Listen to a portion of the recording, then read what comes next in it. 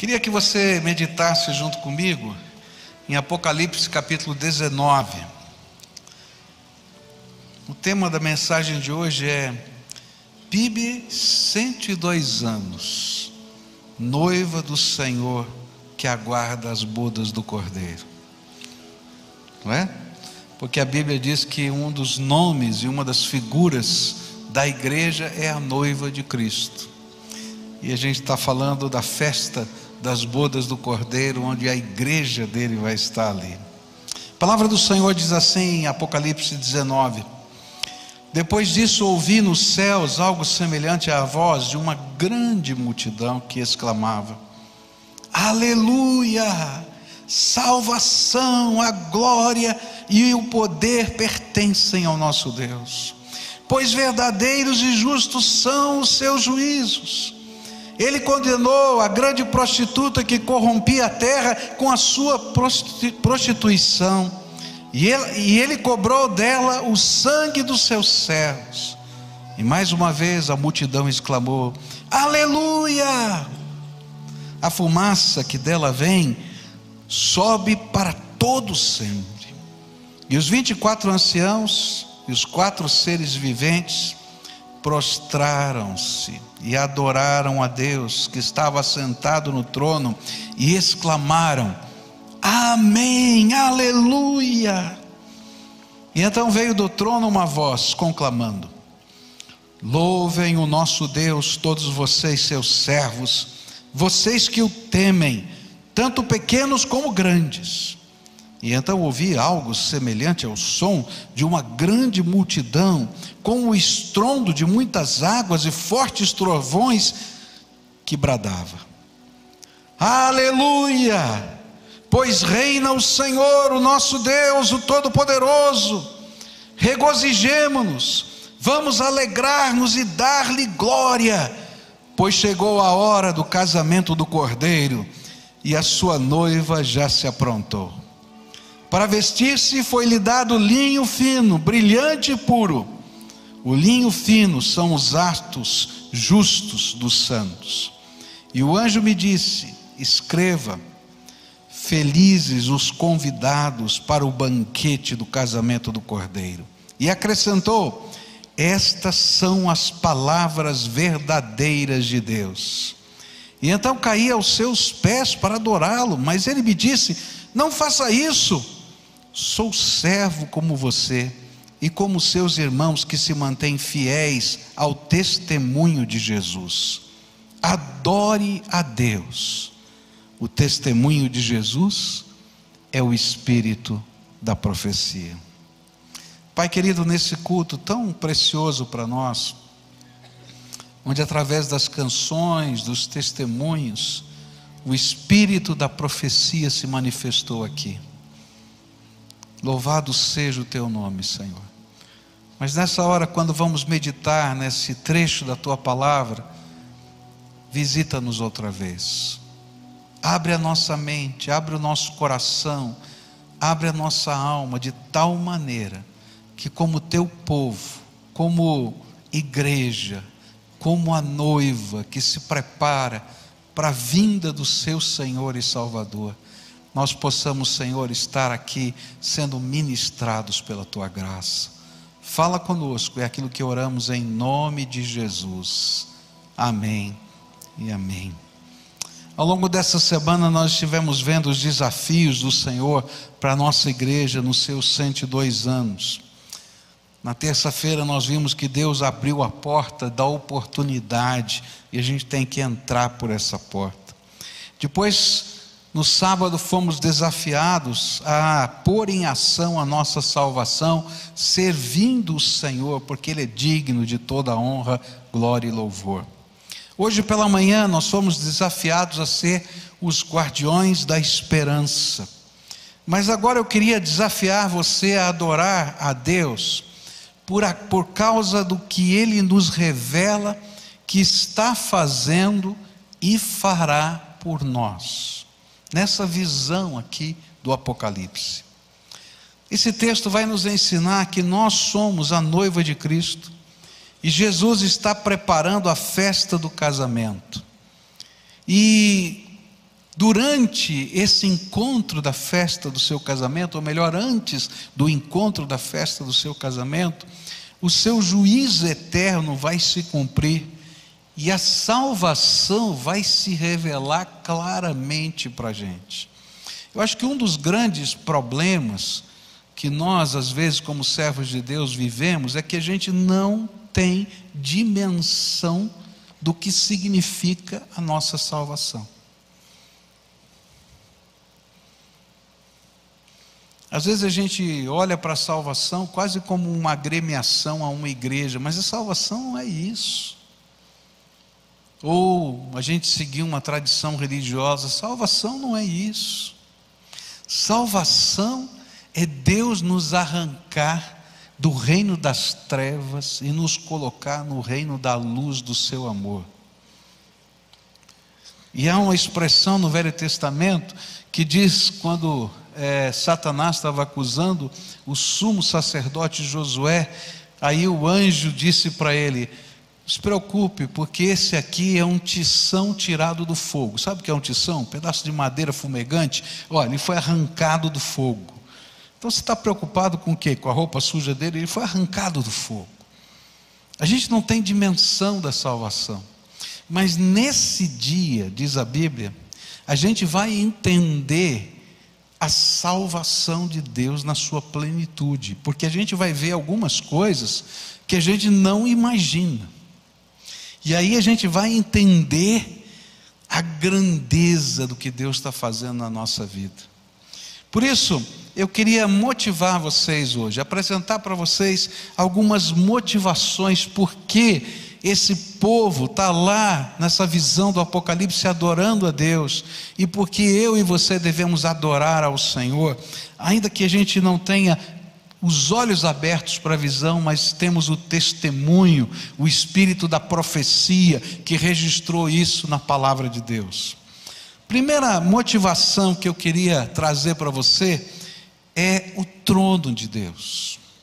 Verso 4 diz assim: os 24 anciãos e os 4 seres viventes prostraram-se e adoraram a Deus que estava sentado no trono e exclamaram: amém, aleluia. Eu creio que não existe maior motivação à nossa adoração do que a visão do nosso soberano Deus assentado sobre o seu trono de glória. E cada vez que você está cantando como nós cantamos, cada vez que você está clamando quando você ora, cada vez que você exalta o nome de Jesus, cada vez que você faz um compromisso com o Senhor, sem que você com os seus olhos esteja percebendo, mas você está entrando na sala do trono do Todo-Poderoso. E se os meus olhos e os seus olhos fossem abertos, nós veríamos algo parecido com aquilo que está descrito aqui em Apocalipse 19. E a Bíblia diz que quando o céu se abriu para João, ele viu 4 seres viventes, que representavam toda a criação. Os 24 anciãos, que representavam a igreja do Senhor, os salvos de todas as épocas, simbolizados pelas 12 tribos de Israel e pelos 12 apóstolos da igreja.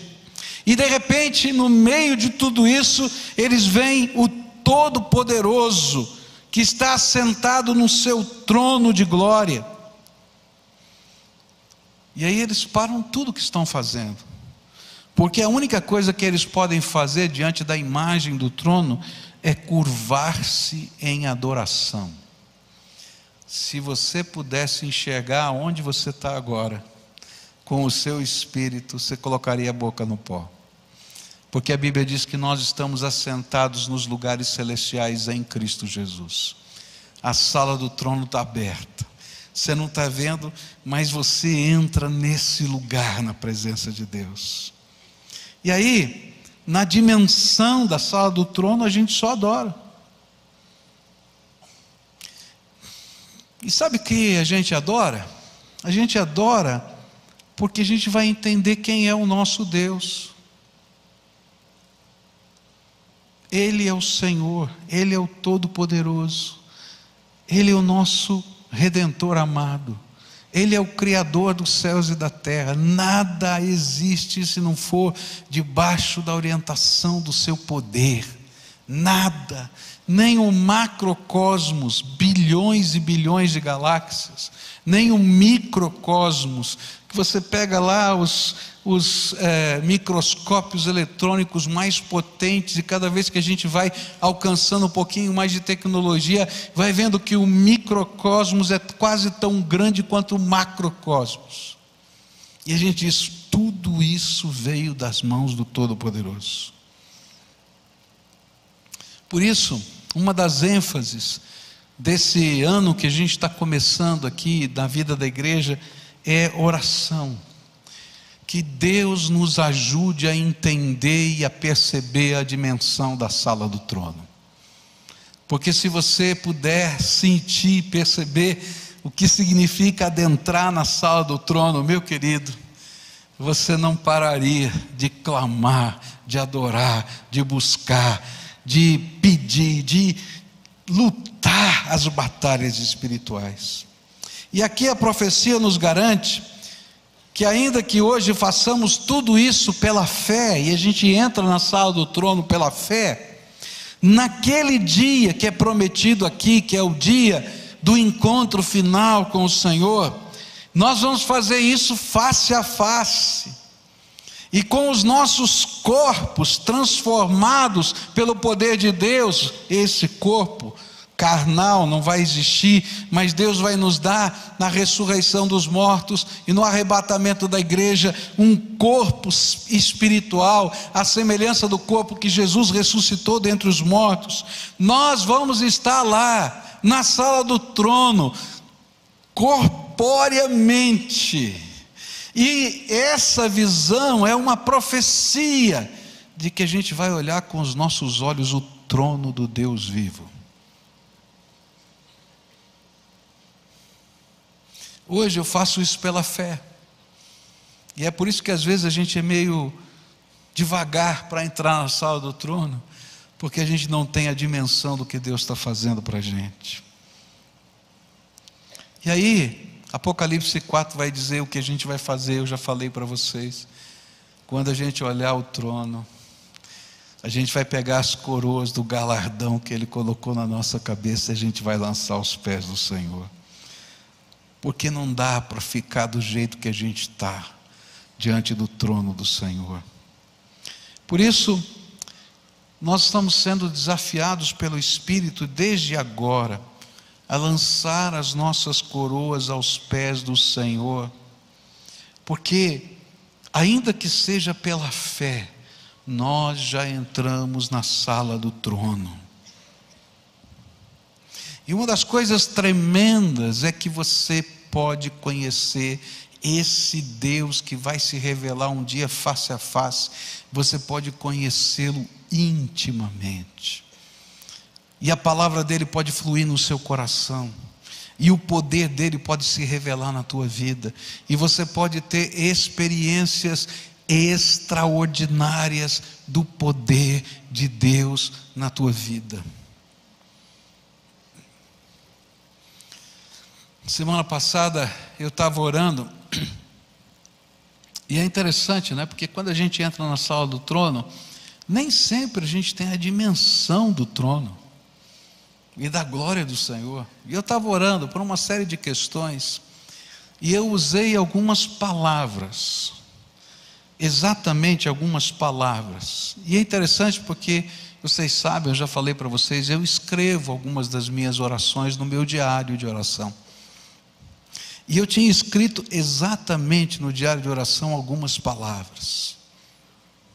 E aí, na medida que eu fui orando e fui meditando na palavra, Deus me deu um texto. Eu não procurei o texto, Deus me deu aquele texto. Meus queridos, foi tão interessante, porque quando eu bati os olhos naquele texto, as primeiras palavras que eu li foram exatamente aquelas que eu tinha escrito. E como se Deus dissesse: você entrou na sala do trono, eu te ouvi, estou respondendo agora. Você está entendendo? E assim, para não ter dúvida, eram exatamente, eu coloquei entre aspas ali aquele pedacinho do texto, marquei a referência, porque a gente está entrando na sala do trono. e eu posso perceber a glória do meu Senhor. Eu não estou vendo com os meus olhos, eu nunca tive uma visão. Tem gente que tem visões, João teve visão, eu nunca tive, eu nunca vi o céu, mas eu conheço o Deus em quem eu creio, porque Ele é o Senhor da minha vida, e Ele se manifesta.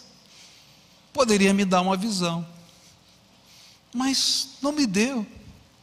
Mas mesmo assim Ele continua sendo o meu Deus e me convida para entrar na sala do trono. E cada vez que eu entro na sala do trono, não tem jeito, eu tenho que me render. E eu me lembro que nessa semana escrevi no meu diário algumas coisas que estavam doídas e duras no meu coração, que eu tive que colocar aos pés do Senhor que está sentado no trono. E sabe, querido, se você entrar na sala do trono, não dá para ficar coroa nenhuma na sua cabeça, você vai ter que jogar aos pés do Senhor. Segunda coisa que esse texto fala para mim, está nos versículos 1, 2 e 3. Depois disso ouvi no céu algo semelhante à voz de uma grande multidão exclamando: aleluia, salvação, glória e poder pertencem ao nosso Deus, pois verdadeiros e justos são os seus juízos. E Ele condenou a grande prostituta que corrompia a terra com sua prostituição, e Ele cobrou dela o sangue dos seus servos. E mais uma vez exclamaram: aleluia, a fumaça que dela vem sobe para todo sempre. A segunda motivação à nossa adoração descrita nesse texto são os atos de justiça de Deus.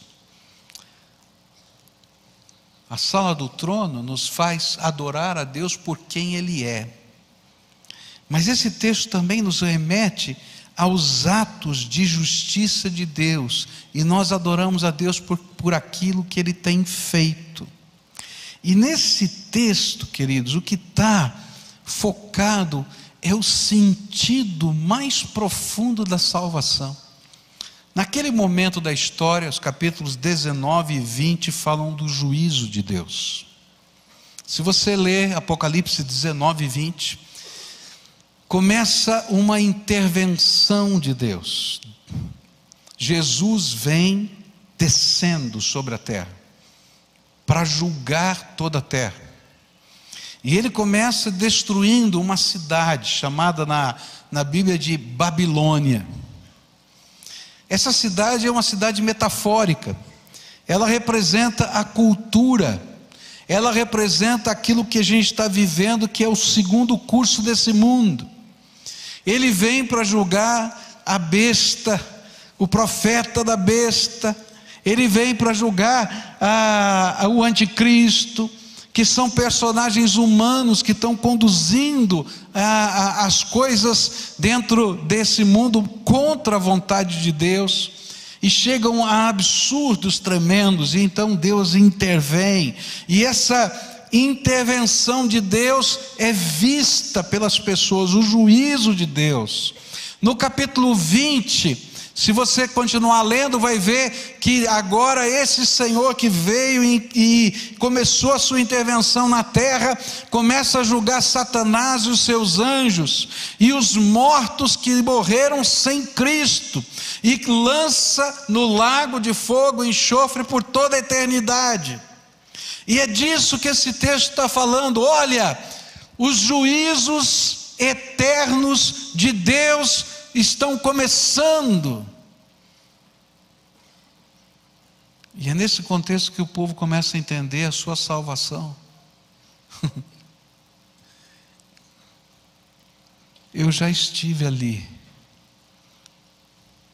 mas louvado seja Deus que eu não estou mais. Tempos atrás, o meu filho foi fazer um sepultamento de um primo de um rapaz aqui da igreja. E aquele menino, adolescente, jovem, tinha sido morto. Briga de distribuição de drogas. E ele tinha sido assassinado. E lá estava o caixão. E esse moço da igreja hoje estava com meu filho. E ele disse assim para o meu filho: Se eu não tivesse recebido Jesus como Salvador, teria mais um caixão desse lado. Porque eu e o meu primo éramos parceiros em todas as atividades que ele realizava nas drogas. E certamente nessa briga, ele e eu seríamos mortos. Mas hoje o meu caixão não está aqui, porque o Senhor Jesus libertou a minha vida. Às vezes a gente não entende o que é salvação. Queridos, a Bíblia diz que todos nós somos pecadores, que não há sequer um justo nessa terra. A Bíblia diz que eu não consigo passar pelo juízo de Deus, mesmo que eu faça uma contabilidade de coisas boas e ruins, porque não tem ninguém, está todo mundo no negativo aqui, não tem ninguém no positivo, e que a sentença já foi dada, vai haver um juízo de Deus, e nós já fomos condenados. Por isso Jesus morreu na cruz do Calvário, para que todo aquele que nele crê não pereça, mas tenha vida eterna. E naquele dia dos atos de justiça de Deus, a gente vai olhar para a gente e vai dizer: bendito seja o Senhor, que com o seu sangue me lavou e me perdoou, porque senão eu estaria lá naquele lugar junto com essa gente. Mas eu acho que esse dia vai ser uma mistura de sentimentos. Ao mesmo tempo que eu vou ver a grandeza da salvação, eu vou ver a grandeza do juízo. E vai ser impossível a gente não olhar para algumas pessoas sendo lançadas no lago de fogo e enxofre e não se sentir quebrantado por elas. Especialmente se você vê alguém que você conhece e ama. Queridos, nós não estamos brincando de time de futebol aqui para ver se você torce por A ou por B. A gente está falando de salvação eterna. E às vezes a gente não tem a dimensão do significado da salvação eterna. E a Bíblia nos diz que naquele dia,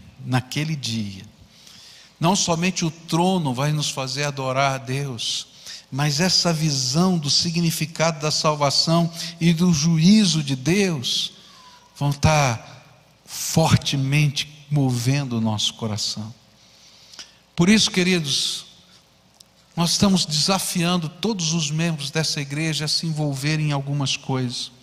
Primeiro, se você entender a dimensão da sala do trono, nós vamos começar um maior movimento de oração que Deus pode derramar para nós nos dias de hoje, porque eu quero experimentar tudo que Deus quer derramar na minha vida, e eu espero que você também.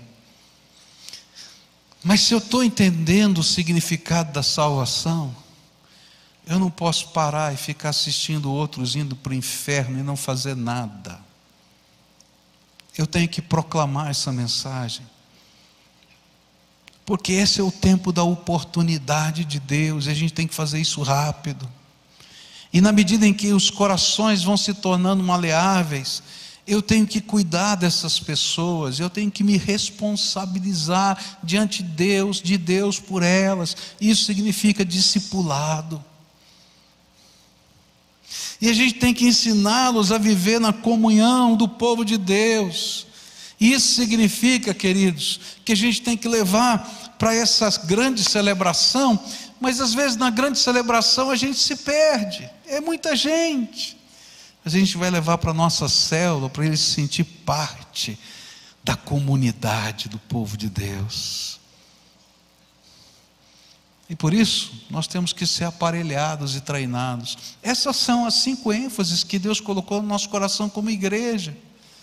E se a gente entender o que Deus está fazendo, e se o nosso coração e os nossos olhos forem abertos, não dá para você ficar de fora do que Deus quer fazer hoje.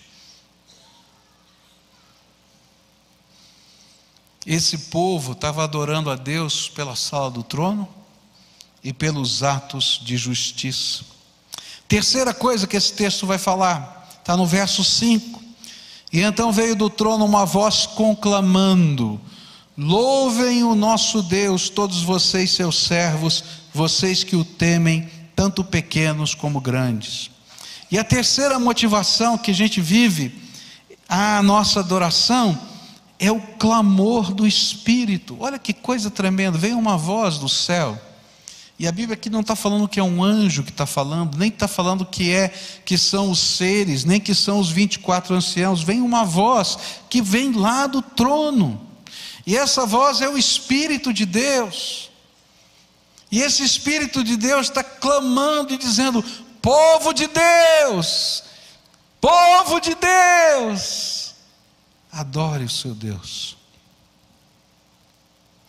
Há uma santa convocação que vem do Espírito de Deus, para que nós sejamos a assembleia dos santos adoradores de Deus. É como se uma trombeta estivesse tocando do céu, convocando uma solene assembleia diante de Deus. E quando isso acontecia no Velho Testamento, tocava-se a trombeta com um toque especial, e todos corriam para dentro dos muros da cidade, porque eles sabiam que era uma santa convocação.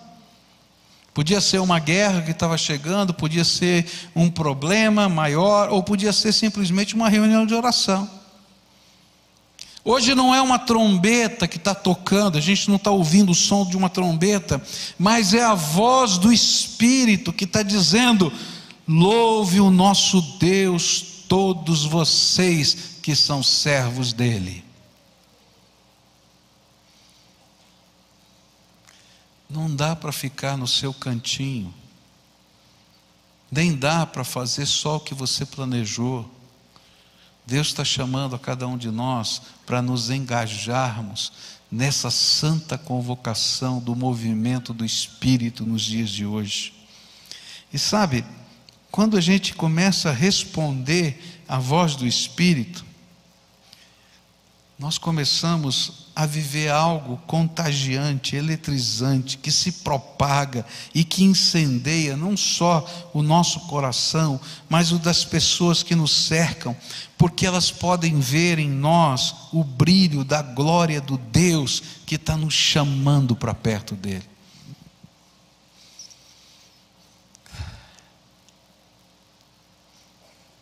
É interessante, porque a maneira de Deus chamar a gente é diferente.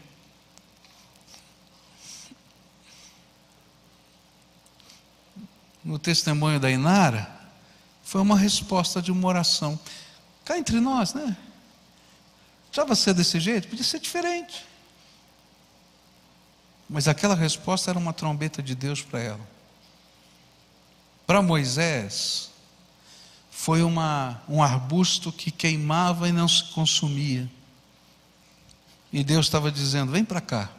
E quando ele chegou perto para ver aquela maravilha, diz a Bíblia, ele descobriu a voz do Senhor dizendo para ele: tira as tuas sandálias, porque esta é terra santa. Como é que o Espírito Santo de Deus está tocando a trombeta na tua vida hoje? Porque o movimento do Espírito Santo está chegando, e ele está se movendo entre nós, e ele está falando comigo e está falando com você. Levanta, povo de Deus, esse é o tempo único que eu preparei para coisas extraordinárias que vão acontecer na sua vida.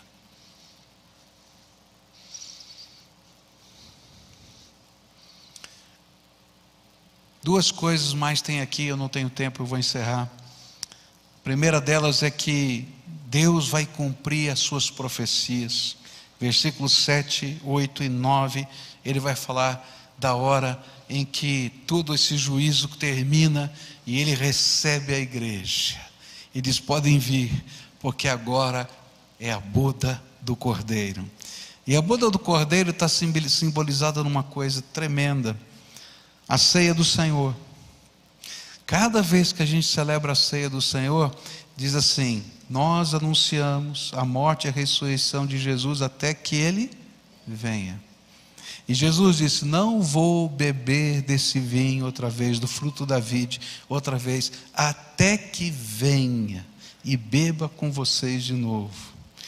Esse é o símbolo. Naquele dia, nós vamos nos assentar na mesa de Deus. E uma das coisas lindas desse texto é que a gente vai ter uma roupa nova. E é impossível não comparar isso com o vestido da noiva. Porque se tem uma coisa que no casamento tem um charme todo especial, é o vestido da noiva. Não é verdade? Aquele segredo todo, né? A maioria das noivas não contam, não mostram o seu vestido, não é? Para o noivo, às vezes nem para o pai da noiva deixa ver, só a mãe da noiva que vê. Que coisa chata, não é verdade? E pior que o pai é que paga, em alguns casos, nem todos, né? Mas não é. Mas quando chega aquela moça e vai entrando na igreja com aquela roupa, né? Tem uma marca bonita. E aí é interessante porque o céu também fala disso, diz assim: olha, o Senhor está mandando a roupa de vocês, e vocês estão sendo colocados, vestidos agora com o linho fino e branco e puro, que representa os seus atos de justiça. Então quer dizer que vai ter vestido de noiva muito feio, porque tem uns crentes meia boca que eu vou lhe falar, viu? Mas assim mesmo vai ser algo tremendo, porque veio do céu. E aí a gente vai se sentar na mesa com o Cristo vivo, nosso Senhor. E essa é a glória, e essa é a beleza. Os atos agora da gente celebrar todas as promessas de Deus. Mas termina esse texto com o espírito da profecia. É interessante como termina esse texto. João vê tudo aquilo e ele fica tão empolgado que ele se ajoelha na frente do anjo. E ele quer adorar o anjo. E o anjo diz: para com isso, homem, porque eu sou conservo junto com você. Eu sou servo de Deus tanto quanto você. Levanta e adora só a Deus. E esse é um ensino para os séculos. A gente só se curva diante do Senhor. Nós só adoramos a Deus Pai, Deus Filho, Deus Espírito Santo. Não importa se seja homem ou mulher que a gente chama de santo, a gente só se curva a Jesus. A gente não faz oração a anjo, a gente não faz oração para mais ninguém, a não ser a Deus Pai, Deus Filho e Deus Espírito Santo. A gente só adora a eles. Mas termina com uma palavra profética. Ele diz assim: levanta, porque tudo isso que você está vendo, é o espírito da profecia, que é o testemunho de cada um de nós. Queridos, Deus está derramando o espírito da profecia no meio da gente. E cada vez que você está testemunhando a salvação em Cristo Jesus, o espírito da profecia está se revelando aqui na terra. Por isso, nessa noite eu queria orar com você. A gente vai encerrando esse culto, mas eu queria orar com você. Deus tem desafios para nós como igreja. E a primeira oração é: por favor, entenda a sua posição em Cristo. Entenda que a sala do trono está aberta para você. Entra na sala do trono e usa a graça que Deus te deu, porque enquanto você estiver usando, prodígios, sinais e milagres vão acontecer, porque o trono está aberto para você. Por favor, entenda que Deus vai julgar toda a terra, e a gente não está brincando aqui quando a gente fala de proclamação do Evangelho. Algumas semanas atrás, uma irmã veio me procurar desesperada, estava lendo a Bíblia e disse: pastor, eu estou lendo aqui Romanos, E eu estou entendendo que não tem desculpa, é isso mesmo. Eu falei, mas e se não pregar o evangelho, as pessoas vão para o inferno? Vão. Mas aqui está dizendo que não tem jeito. Eu falo, não. Mas como é que funciona? Eu falei assim, olha, Deus na sua justiça vai julgar cada um segundo o conhecimento que tem. Porque Deus escreveu uma lei natural dentro da gente, que chama a nossa consciência. E a gente sabe o que é certo e errado. Por isso nós somos indesculpáveis. O que podia ser conhecido sobre a existência de Deus, já foi revelado na natureza, na nossa consciência. Por isso nós somos indesculpáveis. Agora só tem um jeito de ser salvo: é se Jesus entrar no coração. E aquela mulher começou a chorar. É sério? Falei, está aí nas escrituras. E naquele dia a gente vai entender a profundidade do que a gente está vendo. Por isso, por favor,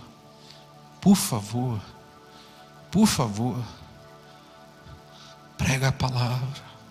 A Bíblia diz: a tempo e fora de tempo, conjuro-te que pregues a palavra, a tempo e fora de tempo. Não dá tempo, não tem tempo. Um grande evangelista, Moody, ele foi fazer uma série de conferências na cidade de Chicago. E naquela cidade, ele tinha um costume naquela época, ele pregava a semana inteira e só fazia apelo no último dia. Só que no penúltimo dia, houve um incêndio na cidade de Chicago, que destruiu a cidade. E muitos dos seus ouvintes morreram no incêndio. E aquele homem chorou, quebrantado, porque disse: eu perdi a oportunidade. E daquele dia em diante ele nunca mais pregou um sermão sem fazer um apelo. O apelo nada mais é do que colocar as pessoas diante de uma realidade e pedir: tomem uma decisão. Prega a palavra, prega a palavra, prega a palavra. Deixa Deus usar a tua vida, porque Ele quer derramar sobre você, testemunha de Jesus, o espírito da profecia.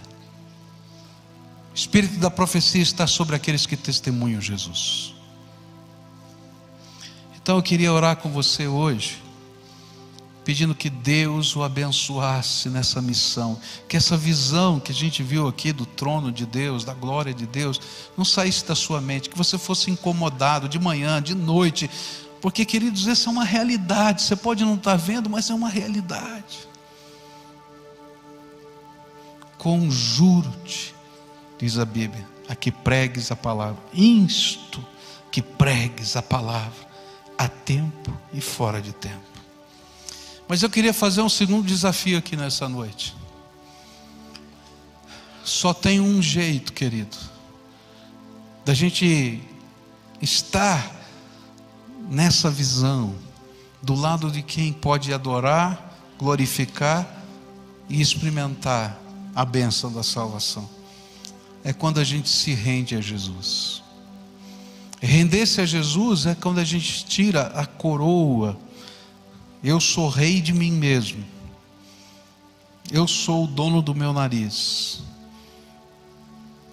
É assim, você é o rei de você mesmo, você tem a sua coroa.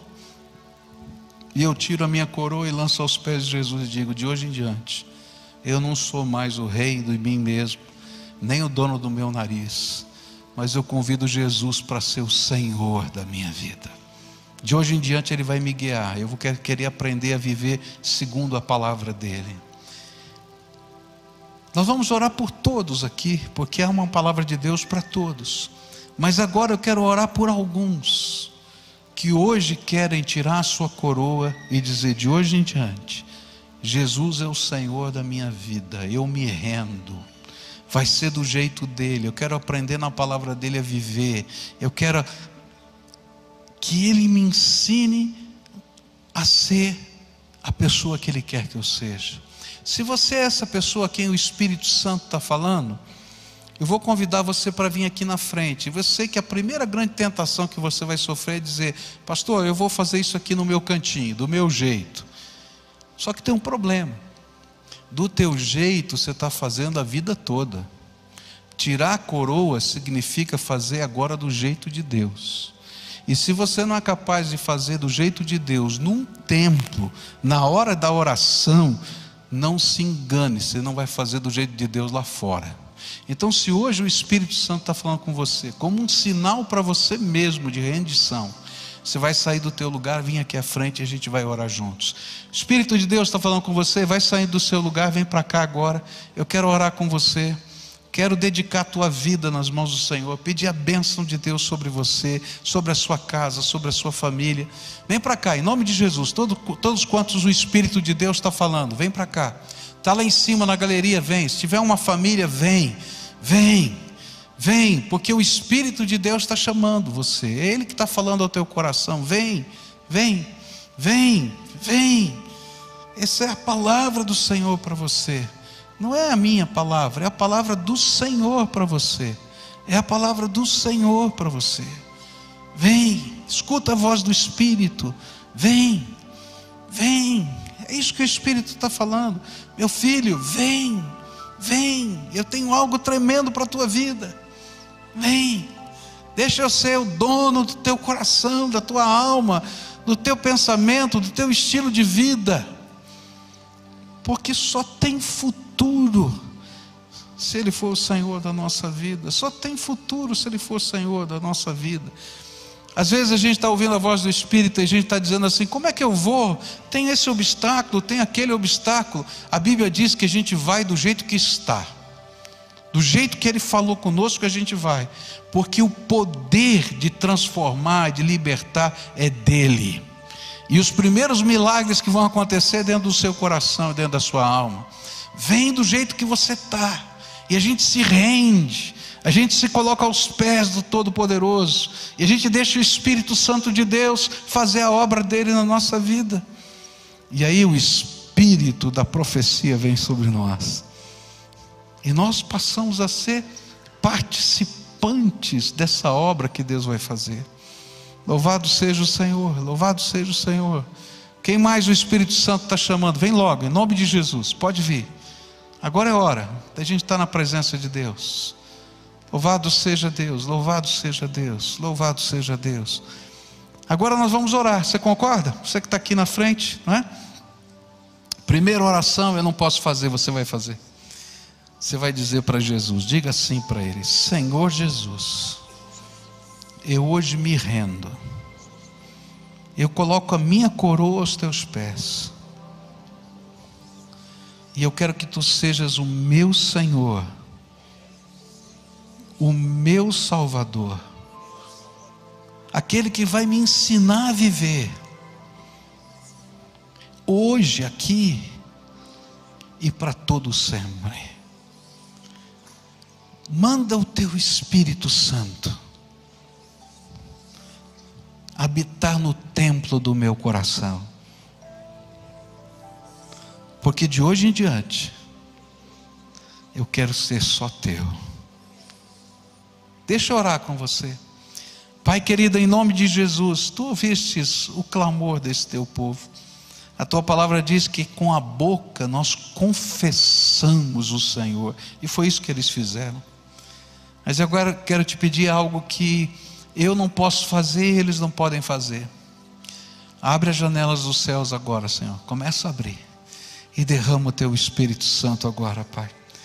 E que a consciência da presença do Senhor seja tão marcante, que eles possam sentir, Pai, na sua pele, no seu corpo, a presença do Senhor.